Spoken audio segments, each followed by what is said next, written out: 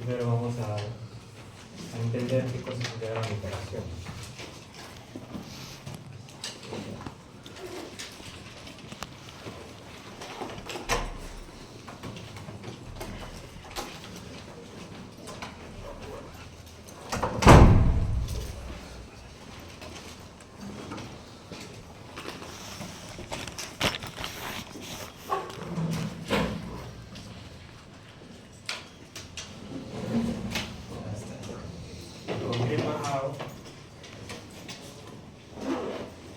El diagrama de interacción tiene esta forma. ¿Qué es lo que vamos a graficar? Momento versus axial. Ya sabemos que una columna está sometida a flexo o precesión. Flexo, momento, compresión, axial. Flexo, compresión. Entonces tú tienes que diseñar tu columna para que resista los dos efectos en simultáneo. En la clase anterior hemos aprendido a calcular compresión pura, es uno de ellos. Entonces, el diagrama de interacción también es conocido como curva de capacidad.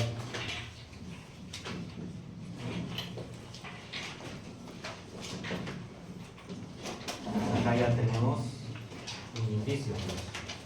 Cuando yo estoy graficando o generando mi curva con el diagrama de interacción, estoy generando una curva de capacidad, lo que mi columna es capaz de resistir. ¿Qué cosa? En simultáneo, dos acciones, axial más momento. Entonces, si agarro un punto cualquiera, porque para generar una curva, ¿qué necesitas? Puntos, ¿no? Una serie de puntos. Una vez que tienes todos los puntos, puedes graficar una curva. Entonces, en un diagrama de interacción, uno de los puntos, por ejemplo, este de acá, que significa que la columna al que le pertenece este diagrama de interacción es capaz de resistir este axial y este momento en simultáneo.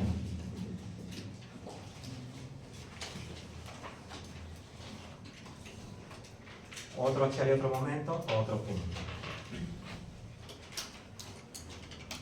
La misma columna es capaz de resistir este otro axial, P1 digamos, en simultáneo con este momento. Y así. Entonces, poco a poco, ¿no? Lo que te está diciendo acá, que tu columna, lo máximo que puede resistir simultáneamente axial y momento, es esta secuencia de puntos. Esa es la capacidad. Si mi columna actúa en un axial de X y un momento X cualquiera, si es que actúa, ¿esto qué cosa es? Demanda. Y lo que estoy graficando, el diagrama de interacción, ¿qué cosa es? Capacidad, lo que mi columna es capaz de resistir. Entonces, ¿qué tengo que hacer? Si tú ploteas este punto en esos ejes coordenados, el punto, por ejemplo, puede caer por acá. Momento versus axial, ¿no? Porque en el X está el momento. Pues, ¿qué va a pasar? Si la demanda, cuando ploteas el axial y el momento, cae acá, está dentro de la curva, que significa que tu columna sí lo resiste. Pero ¿qué pasa si cuando graficas eso el punto cae afuera? Si te pasa esto, cuando ploteas el axial y el momento actuante, tu columna cae fuera de la curva de capacidad, ¿qué significa? Que tu columna no lo va a resistir. Entonces el diseño se hace de esa manera. Entonces, ¿qué tengo que hacer? Porque mi demanda es esta. Eso me sale de mi análisis estructural, de mi método de cargas, etc., de mi análisis sísmico. Esta es mi demanda. Mi columna tiene que resistir esta demanda. Entonces, ¿qué cosa haces? Incrementas la capacidad de tu columna. Entonces, ¿qué puedes hacer? subir el F'(C), ponerle masa cero, aumentar sección de columna, cualquiera de esas cosas. Y cuando hagas eso, ¿qué va a pasar? Cuando vuelvas a graficar el diagrama de interacción, esto se va a correr. Entonces, ¿qué tienes que lograr? Que el punto quede adentro. Eso se hace en el proceso de diseño de columnas. Que la curva de capacidad envuelva a las demandas. ¿Ok? Ahora, ¿cuántas demandas o cuántos puntitos de demanda puedo tener? Eso sale de tu combinación de cargas. La norma cuántas cargas nos pide con análisis sísmico. Una de ellas por gravedad, que es carga última, es 1,4 de muerta. Una combinación, otra con sismo, es 1,25, ¿no? Carga muerta, más viva, más menos. Y la otra, 0,9, carga muerta, más menos. 2, 4, 5 combinaciones. ¿Qué quiere decir? Que cuando hagas tu análisis estructural vas a conseguir 5 pares de valores de axial y momento en simultáneo. Uno de esta combinación, 2 acá, 2 acá. ¿Correcto? Entonces, lo que vas a hacer pues es estos 5 puntos, los graficas, y si los 5 caen dentro de la curva, tu diseño de esa columna está correcto. Pero si un puntito se te escapa, vas a tener que modificar tu columna. Todos los puntitos, los 5 en este caso, tienen que quedar dentro de la curva o el diagrama de interacción.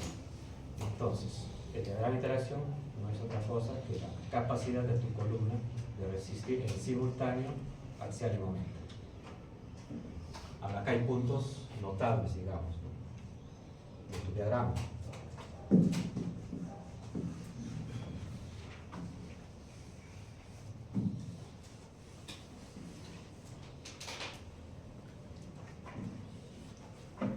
Este punto que me estaría representando,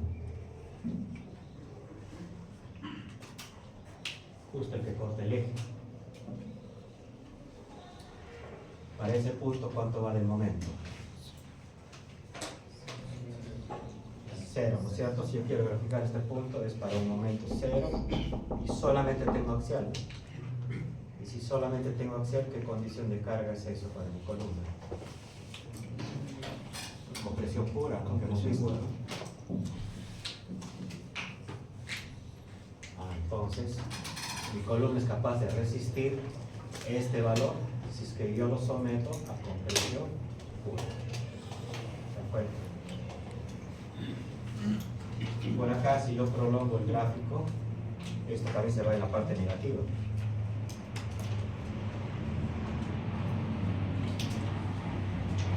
Corta el eje por acá. O sea, acá hay otro puntito interesante. ¿Qué condición de carga me estará representando ese punto? Tracción pura. Porque el momento sigue siendo 0, pero esto sería tracción pura, lo opuesto.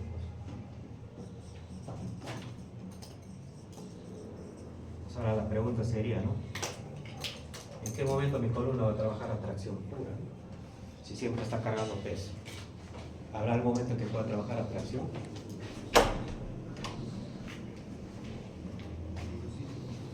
Cuando viene el sismo, ¿cierto? Viene el sismo y te mueve la estructura para allá, ¿no? ¿Y qué va a pasar con los columnas que están por acá? Tratan de arrancarse del cimiento. Se van a traccionar. El de allá se comprime más y regresa el sismo. La columna de allá va a empezar a traccionarse. Y han visto que hay edificios que se arrancan de la cimentación, ¿no?, y se golpean. Entonces, cuando hay sismo, hay la probabilidad de que tu columna en algún momento trabaje en tracción.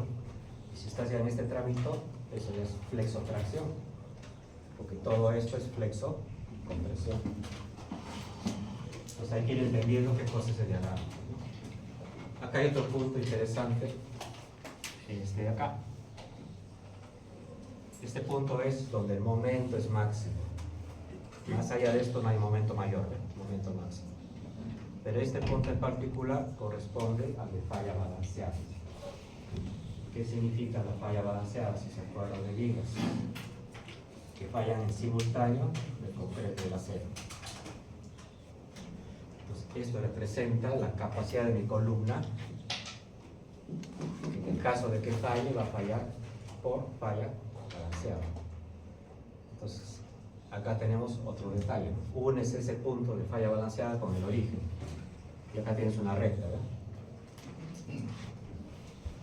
Entonces, los puntos de tu demanda que caigan por encima de la recta,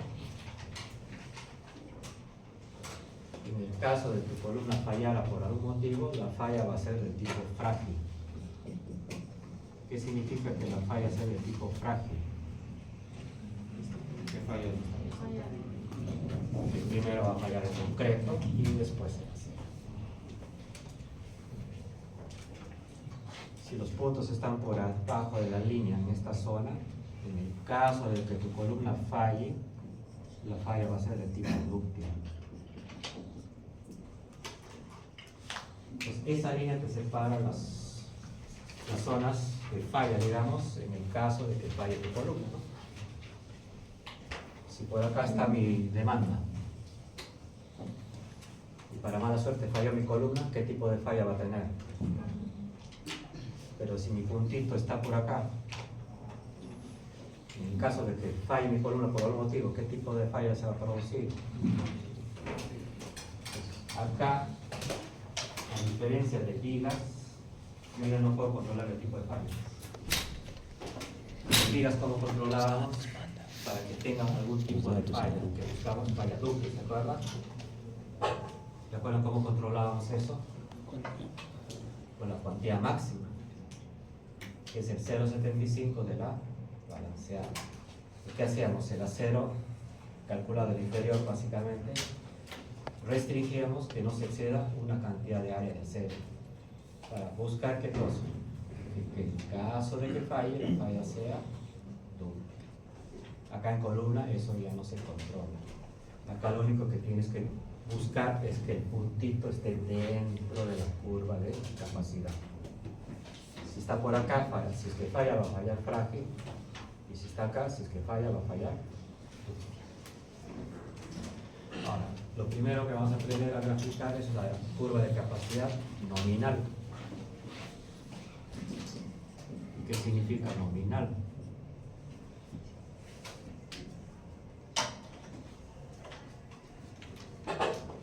¿Qué es lo que en teoría tu columna te resiste? Con las formulitas que vamos a calcular. ¿Ya? Pero con eso diseñamos, no. Diseñamos con la curva de diseño. ¿Cómo se genera la curva de diseño? Cuando a la curva nominal le aplicas los coeficientes de reducción phi, en este caso para columnas. Y cuando haces eso, ¿qué va a pasar? Tu diagrama de interacción se va a reducir, te va a salir algo así.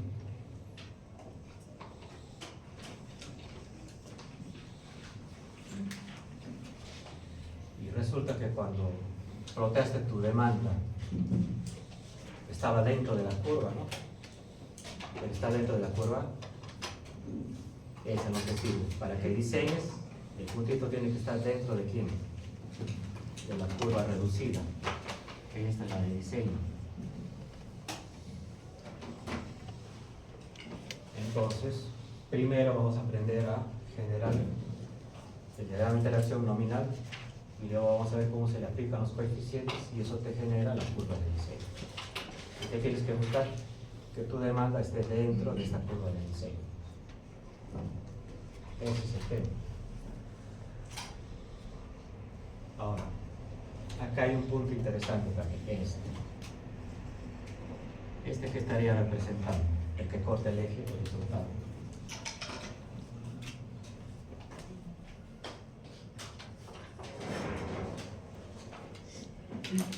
¿Cuánto vale la cielo ahí? 0. Momento puro, ¿ven? Solo hay momento. Ese puntito representa flexión pura.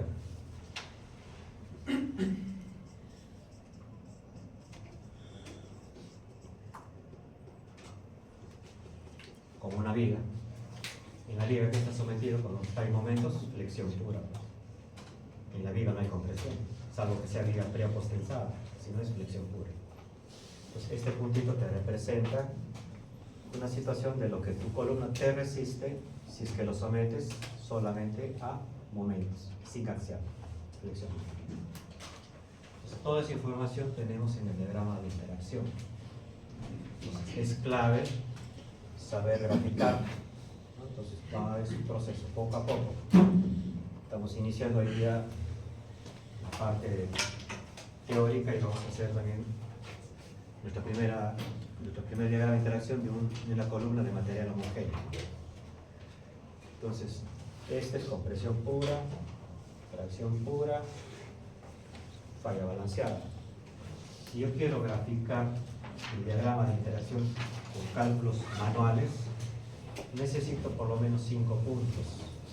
Entonces, calculamos compresión pura, que es fácil, tracción pura, más 2 puntos, el de balanceada de todas maneras, y luego calculamos un par más, uno en la zona de falla frágil y otro en la zona de falla.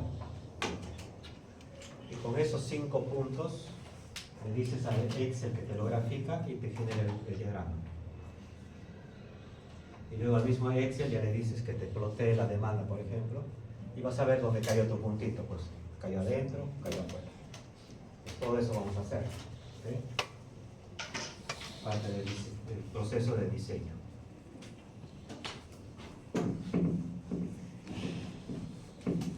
En el diagrama de interacción tenemos todos los puntos claves y cada uno de ellos te explica algo que está pasando en tu columna. Pero no se olviden que es una curva de capacidad, lo que resiste tu columna. Esta es la frontera, ¿no? Fuera de esto, tu columna ya no lo resiste, tiene que estar adentro.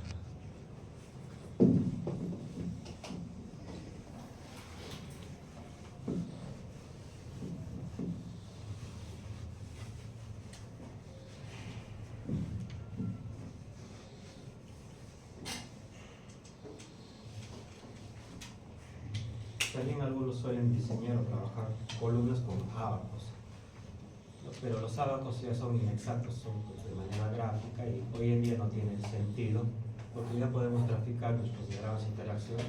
Tenemos Excel, tenemos el SAP 2000 también vamos a usar, hay MATLAB, ¿no? Entonces más preciso y más exacto es usar nuestro diagrama de interacción, que es el que vamos a aprender a graficar. Con eso diseñamos y vamos a ver cómo es el proceso de diseño poco a poco. Pues, inicialmente nos va a costar un poquito entender esto, pero van a ver que es fácil. Completo 2 tiene algunos detalles, pero no es difícil. A ver.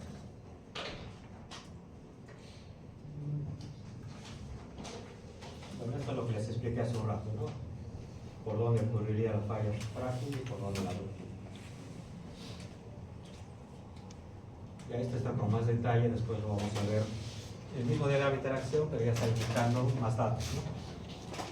Este puntito hemos dicho que es compresión pura. Cuando es compresión pura, la deformación unitaria que alcanza el concreto es 0,0.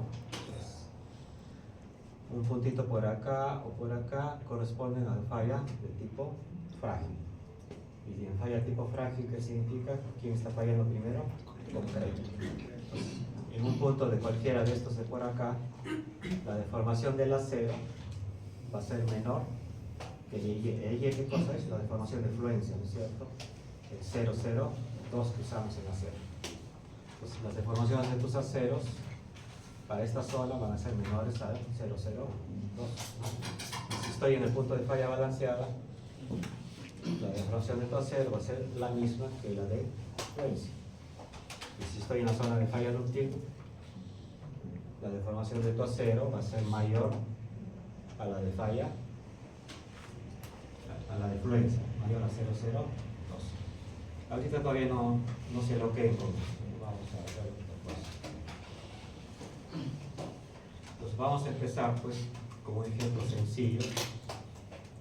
Vamos a hacer nuestro primer diagrama de interacción de una columna que no sea de concreto, sino de un material homogéneo. Una columna de madera, de acero, cualquier otro. Entonces, ¿qué cosa vamos a hacer? A esta columnita le vamos a aplicar compresión pura primero. Si aplico compresión pura, ¿dónde tiene que estar la carga? En el eje, ¿no? Justo en el centro. Y también le vamos a aplicar momento puro, sin axial. Entonces, para eso vamos a definir un eje en torno al cual le voy a aplicar el momento, y eso se genera una fibra comprimida. ¿Qué pasa si yo le aplico un momento así?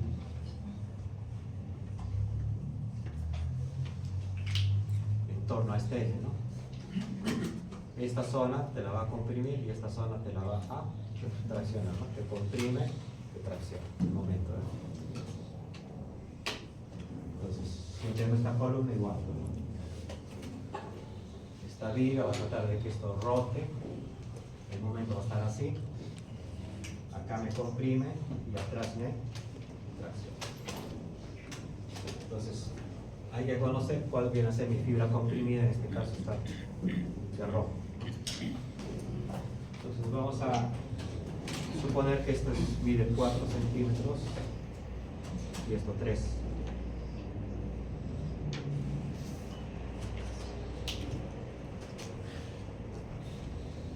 Yo quiero calcular el esfuerzo solo por compresión.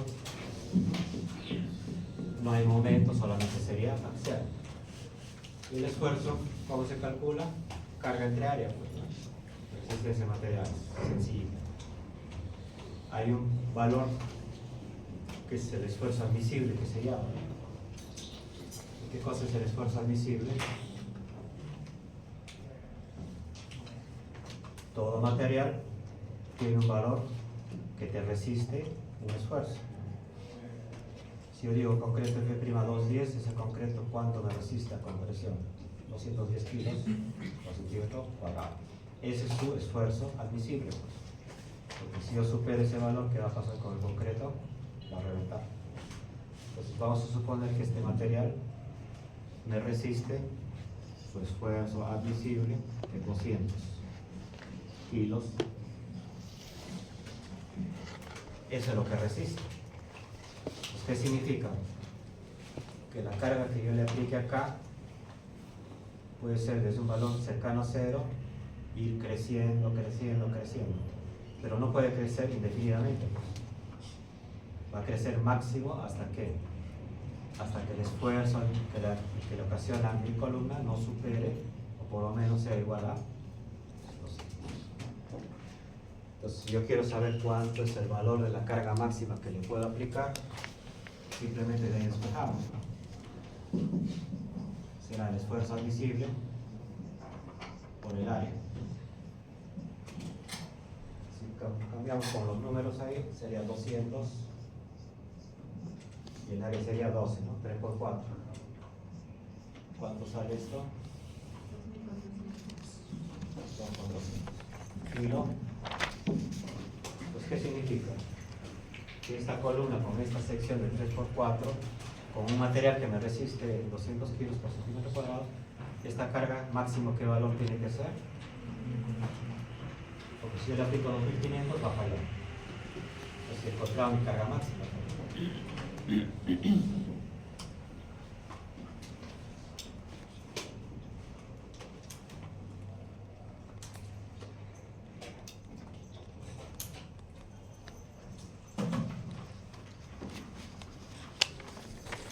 Entonces yo puedo agarrar y graficar eso, ¿no? La carga P que yo le puedo aplicar a mi columna puede ir desde 0 hasta 2400.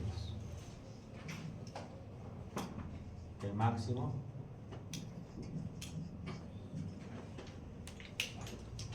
Esta columna me soporta axial de 0 a 2400. Más allá ya falla. Entonces, ¿qué cosa hemos analizado ahí? La capacidad de tu columna a compresión pura. Ahora nos vamos al otro extremo y vamos a analizar la capacidad de mi columna, pero sometido solamente a momentos, vale decir flexión pura. Entonces, si ya no hay axial y solo actúa un momento flector, ya sabemos que este momento me va a comprimir acá, me va a traccionar acá. ¿Y cómo se calculan los esfuerzos que produce el momento? con esta formulita de resistencia material. El momento, sé qué cosa es, la distancia de la fibra más comprimida o la más esforzada al eje neutro sería esto, entre la inercia. Entonces así yo puedo conocer este valor que sería compresión y este valor que sería tracción. Y esos valores no deben superar ¿qué límite? Los 200 que resiste mi material. Porque si yo le aplico un momento tan grande y este esfuerzo supera 200, ¿qué va a pasar? Va a fallar tu columna. Entonces ahí también tienes, se puede calcular un momento máximo, ¿no? Simplemente despejas un momento de acá.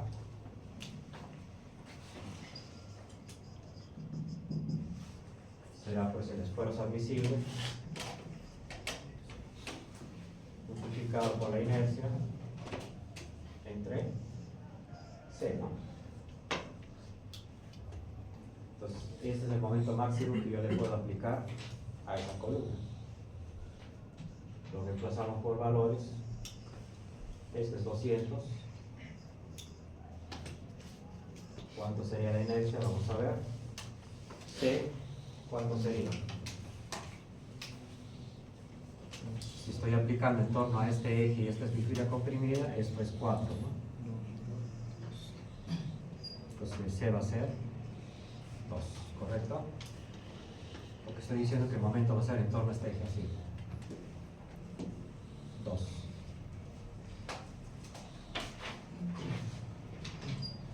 La inercia. Base por altura al cubo entre 12. ¿Cuál voy a elevar al cubo? 4 o 3. ¿Y por qué elevamos 4?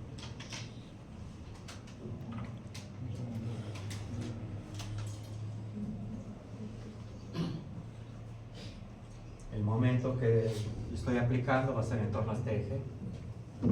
Comprime acá, tracciona acá.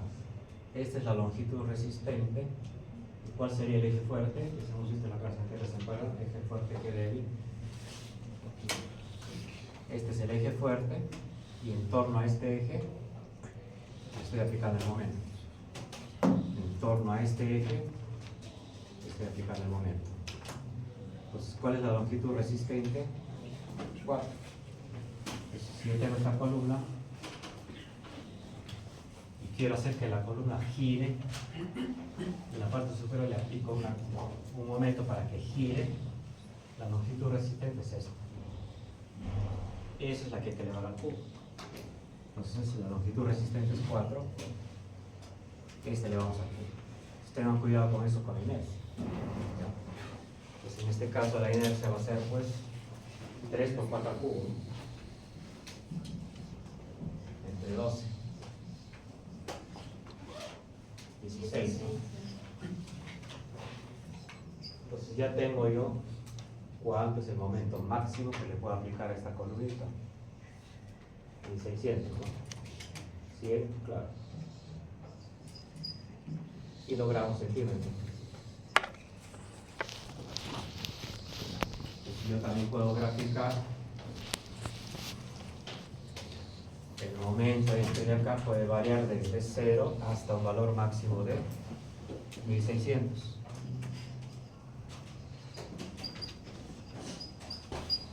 Porque eso es lo que resiste el material. Si yo le aplico un momento mayor a 1600, mi columna va a fallar. ¿Okay?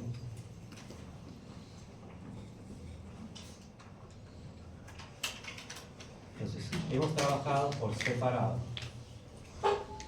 Acá he trabajado, si es que mi columna está sometida a compresión pura, y acá he trabajado si mi columna está sometido a flexión pura. Este es mi gráfico del momento y este es mi gráfico de axial. ¿Qué cosa es un diagrama de interacción? Este gráfico lo pone de manera vertical y se grafica en uno solo los dos. Porque un diagrama de interacción es momento horizontal, axial vertical.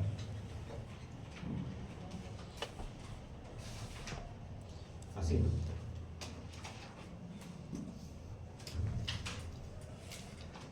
Entonces, volviendo al anterior, este de acá lo pones acá y lo pones vertical, listo. Y de ahí vas a generar tu diagrama de interacción. En este caso en particular, hasta ahorita que hemos hecho,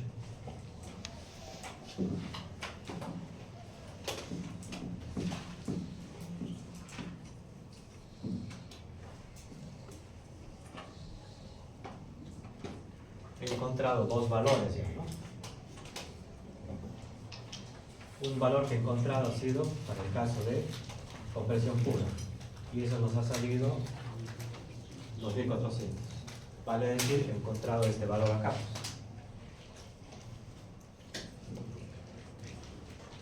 Y otro valor es cuando es momento puro, flexión pura, sin axial, y ahí nos ha salido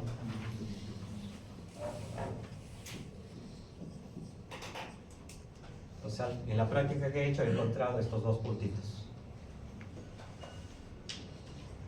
Si yo quiero mi diagrama de interacción, me faltan puntos por acá para unirlos y me forma la curva. Entonces, para conseguir los puntos que me faltan, que estarían por acá, por decir, ¿qué tiene que actuar en mi columna? Ahora ya tiene que actuar en simultáneo los dos, axial y momento, ¿no? Porque para encontrar esto va a haber un valor de axial y para encontrar la otra coordenada, un valor de. Entonces ya tengo que hacer que en esta columna trabajen ya los dos en simultáneo, axial y momento. ¿Qué cosa me tengo que cuidar? Que el efecto de estos dos no hagan que mi material se esfuerce por encima de qué valor, de 200, porque eso es lo que resiste. Ese es mi candado.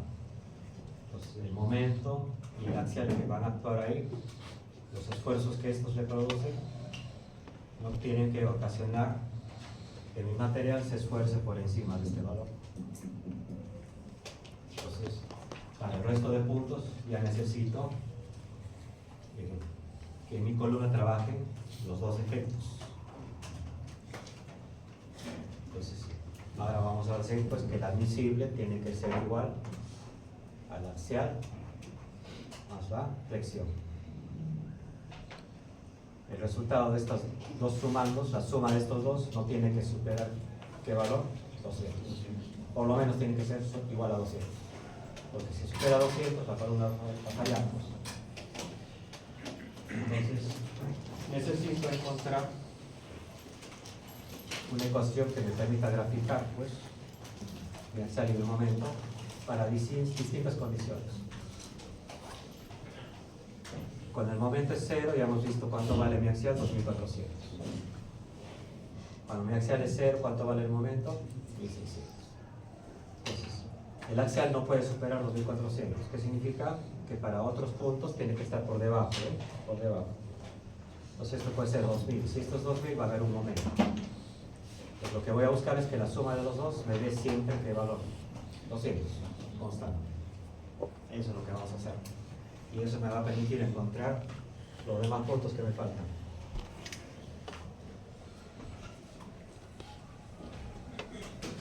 Vamos a ver algunos detalles antes de eso.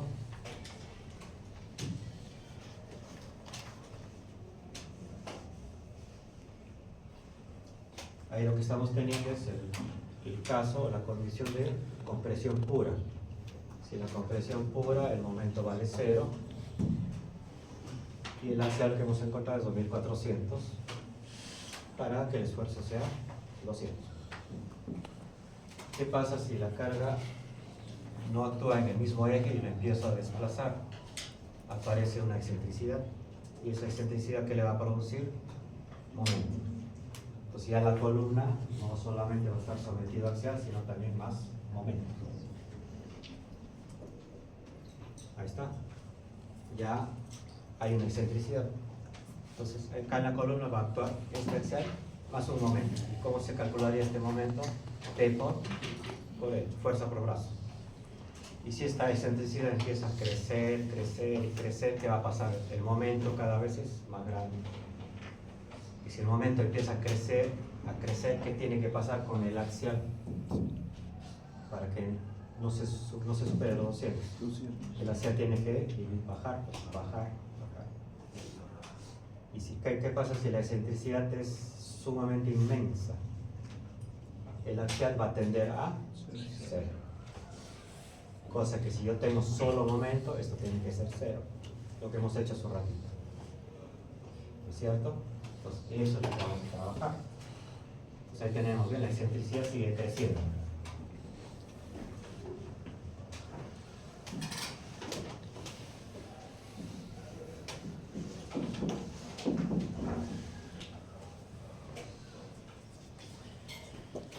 Entonces, ¿qué cosa vamos a hacer? Vamos a armar dos ecuaciones. Uno que me calcule qué axial le puedo aplicar a mi columna en función de quién, de la excentricidad. Y otra ecuación que me permita calcular qué momento le puedo aplicar a mi columna también en función de la excentricidad. Y con esas dos ecuaciones voy a poder graficar. Vamos a ver.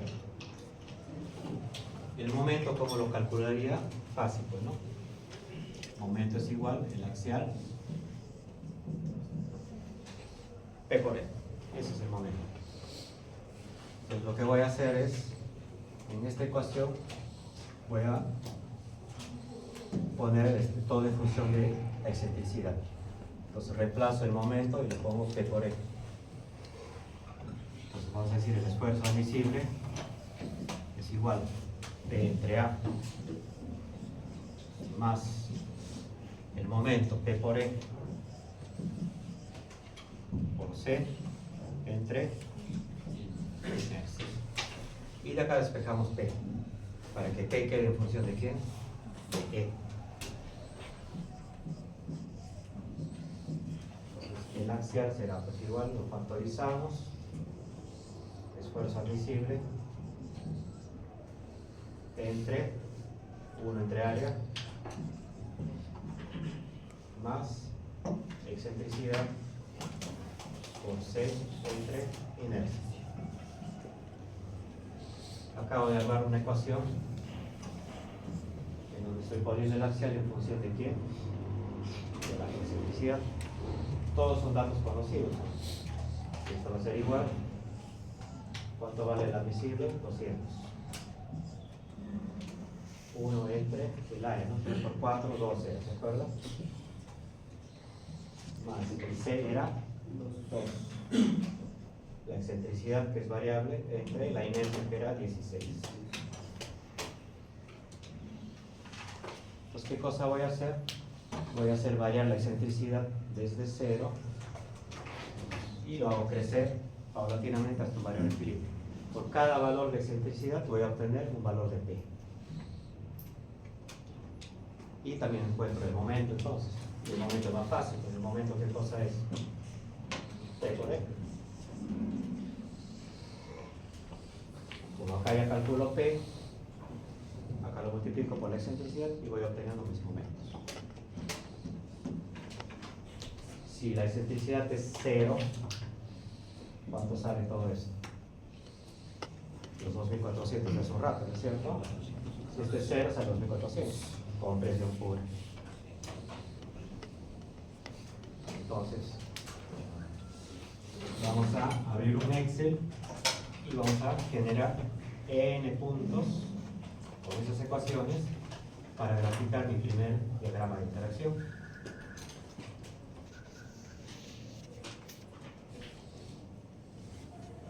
Todo esto ya lo acabamos de trabajar ahí.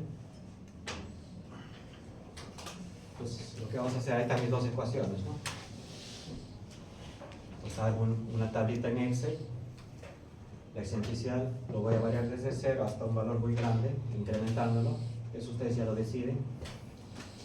Por cada valor de excentricidad voy a obtener dos datos, ¿no? Momento. Grafican esto en el Excel y ya tienen su diagrama de interacciones. Este es el primer ejemplito de un material homogéneo. No es de concreto armado, ¿no? Entonces vamos a abrir un Excel, ¿no?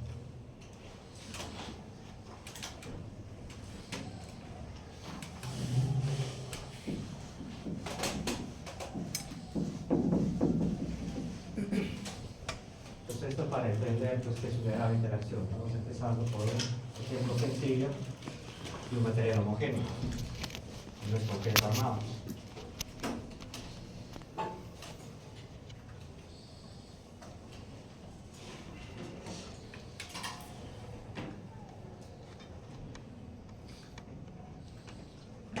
Vamos a copiar las formulitas para meterlas al Excel. Con esto, cálculo axial.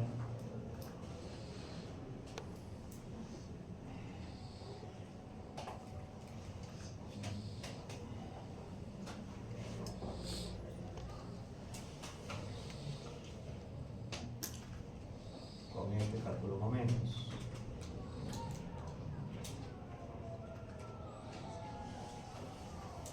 Y acá armo mi tablita.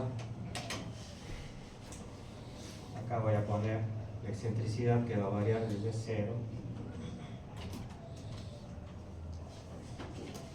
Acá voy a calcular mi axial. Y acá mi momento.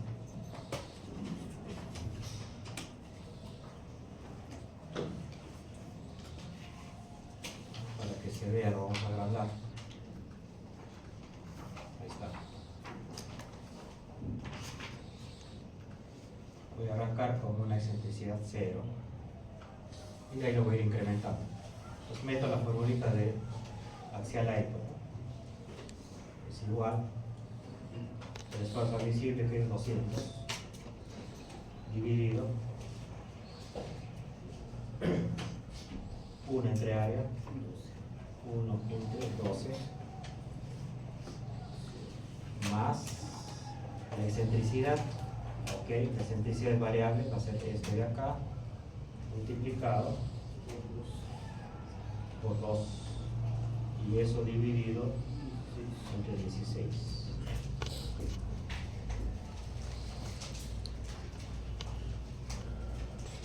Ahí está. Cuando la excentricidad es 0, el momento es 0, ¿verdad? El axial era 2400, lo que sale hace un ratito. Y el momento va a ser 0. Entonces acá meto la formulita del momento. El momento es axial por excentricidad. 0. Entonces acá donde empiezo a trabajar ya mis demás puntos. Voy a incrementar la excentricidad. Inicialmente lo voy a hacer de 0,5 en 0,5. Les voy a decir el de arriba más 0,5.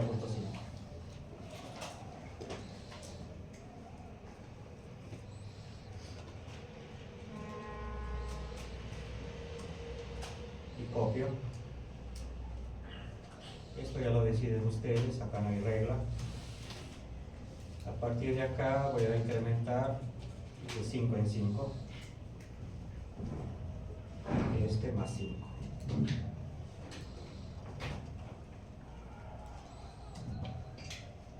Copio. A partir de acá voy a incrementar de 10 en 10. Porque esto se tiene que incrementar hasta un valor muy grande. Entonces,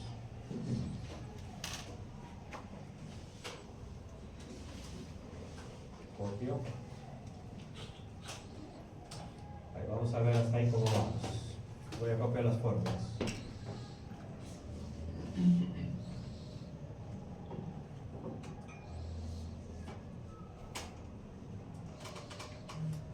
Vamos a quitar los decimales que están exagerados. 2 decimales. Observen, ¿no? Empieza a disminuir el axial y aparece el momento. ¿Hasta dónde va a tener que disminuir esto? Hasta ser 0, ¿cierto? Cuando el axial sea 0, ¿cuánto va a ser el momento? 1600, ¿no? Lo hemos calculado hace un ratito. Entonces acá todavía falta, pues estoy en 19. Entonces acá le asigno algunos puntos más. ¿Se dan cuenta? Voy a incrementar pues, de 100 en 100 para acelerar el caso. Más 100.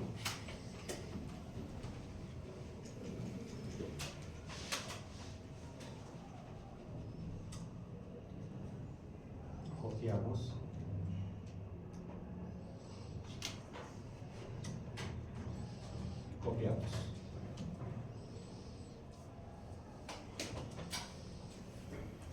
y abajo hasta 2 y pico. Claro, en teoría, para que esto sea 0, ¿cuánto tiene que ser? Tiene que tender a infinito.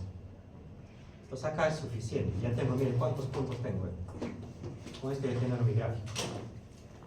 Y yo ya sé que cuando este es 0, esto va a ser 1600. Entonces, ya puedo graficarlo. ¿Qué cosa va en el eje horizontal? Momento. En el eje vertical, axial.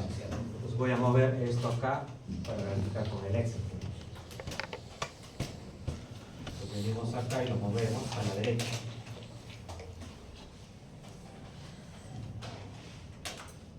Control X, acá. Entonces, ahora sí, ¿no?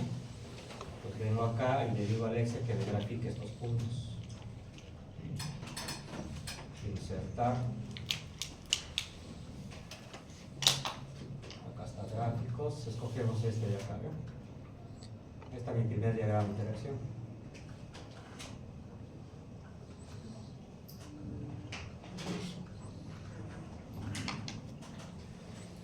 Con el momento es 0, el axial es 2400. Cuando el axial es 0, el momento es 1600. Entonces, esa es la curva de capacidad de esa columnita de 3×4 con un material que resiste 200 kilos por centímetro cuadrado. ¿Qué cosa he graficado acá? La curva de capacidad. Ya, entonces, en esta columna va a actuar una demanda. Vamos a suponer que va a actuar un axial. Vamos a decir, va a actuar aquí un axial de 2000, por decir, en simultáneo con un momento. Vamos a ponerle pues de 400. Esto es demanda.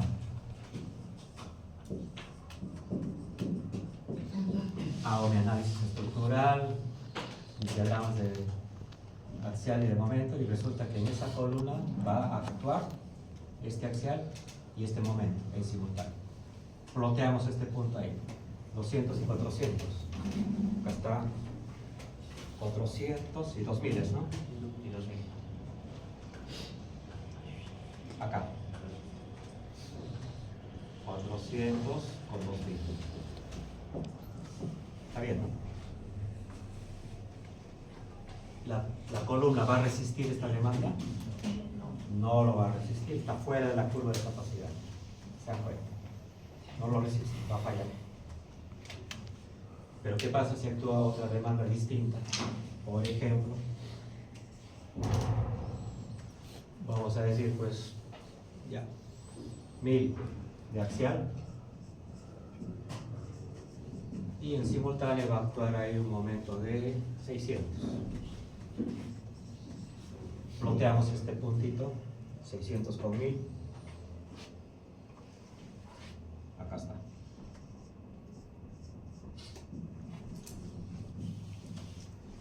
Mi columna puede resistir esta demanda. Sí. Ya está.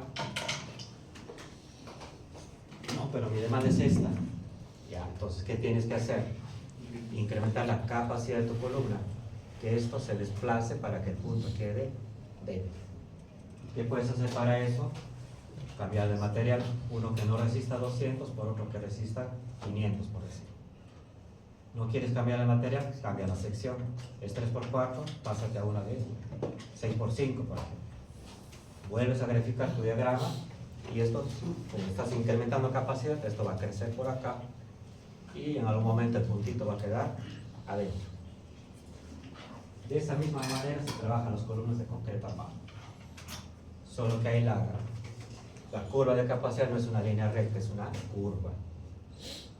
En materiales homogéneos, la curva de capacidad sale una línea recta. Materiales homogéneos. En cambio, en concreto armado no, pues tienes concreto y acero. Material mixto, ¿no? O opuesto a acero. Pues eso es, pues, dibujar un diagrama de interacción. Solo que lo vamos a hacer con columnas de concreto armado, ¿no? Esto es a modo de ejemplo para entender la parte inicial. ¿Preguntas, dudas?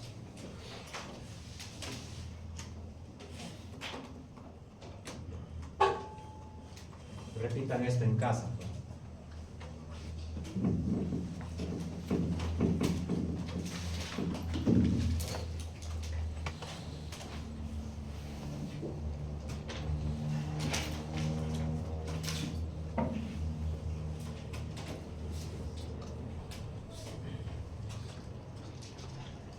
Grabar, no, hagan ustedes.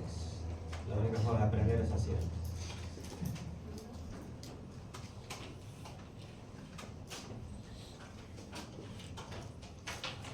Bien.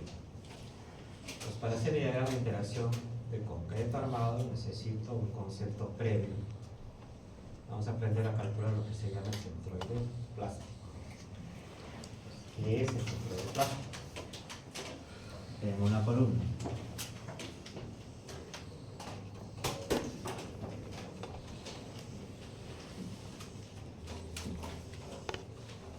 Ahora sí es concreto armado, entonces voy a tener aceros.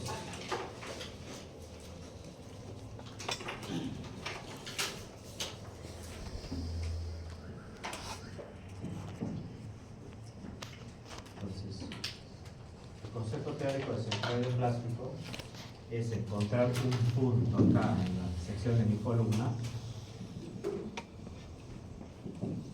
en donde yo, cuando le aplico una carga axial,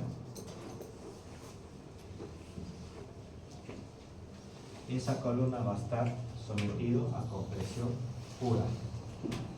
Eso hemos visto en la clase anterior, que es compresión pura.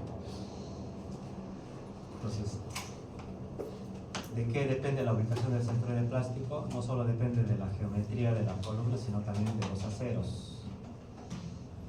Si los dos aceros son simétricos, por decir, estos son 3 aceros de 1 pulgada y estos también son 3 de 1 pulgada, el centroide plástico va a coincidir con el centroide geométrico. Coinciden los dos. Pero si acá esto es 3 de 1 pulgada, estos son 3 de 3 cuartos, ahí el centroide plástico ya no coincide con el geométrico, se desplaza. Entonces hay que calcularlo con las dos fórmulas que tenemos acá. ¿Okay? Entonces, conceptualmente eso es un centroide plástico, donde tengo que aplicarle la carga axial para que la columna trabaje a compresión. Porque si yo lo aplico un poquito a la derecha o a la izquierda, ya no va a ser compresión pura, sino flexo compresión. Entonces es como encontrar el eje, digamos, donde debo aplicar la carga. Pero depende de la distribución de aceros en este caso. Otra forma de verlo, donde debo aplicar mi carga axial para que la deformación de mi columna sea uniforme. ¿Qué quiere decir? Que si acá se deforma 1 milímetro, acá también tiene que ser 1 milímetro. Y acá también. Entonces, ahorita la deformación es parejita, ¿no? Porque si esto lo aplico ya un poquito más a la derecha, se va a deformar inclinadito. Entonces, son dos formas de ver este concepto. Entonces, ¿cómo calculas tu centroide plástico? Con esa forma. Entonces, ¿qué tienes que hacer primero? Definir un par de ejes coordenados y con respecto a esos ejes calculas las coordenadas.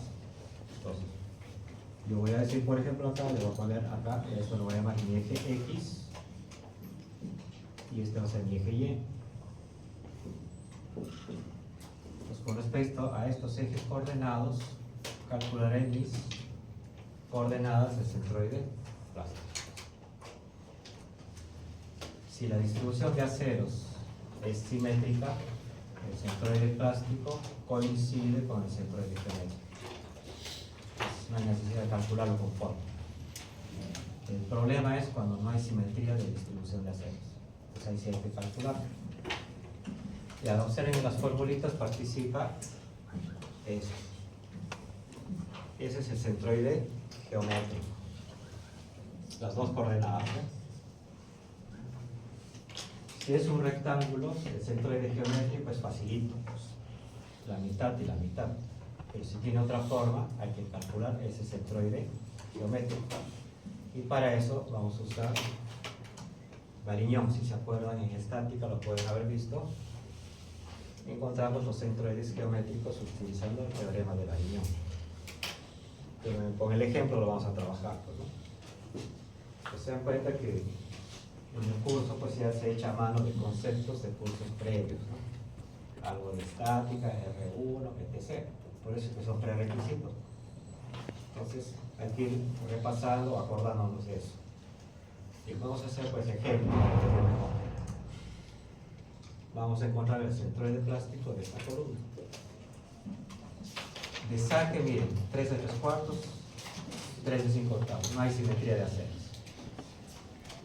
Porque si ambos fueran simétricos, el centroide plástico va a ser el mismo del centroide geométrico. ¿Ya? Entonces, vamos a tomar un poco de oxígeno, hay que oxigenarnos para hacer 5 minutos de resto. Tomemos aire, sí, abramos puertas, ventanas para ventilar el ambiente. ¿Va?